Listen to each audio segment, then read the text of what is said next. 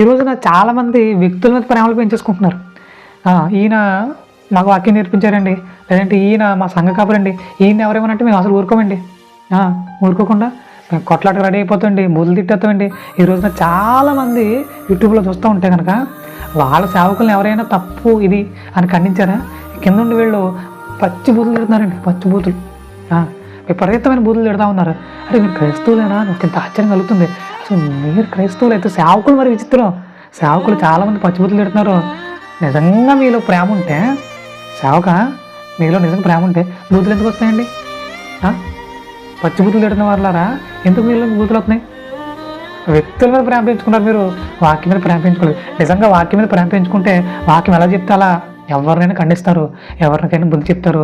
అది మనకు వాక్యం నేర్పించడం అయినా సరే ఒప్పుకోము, వారికి ఖచ్చితంగా బుద్ధి చెప్తాం.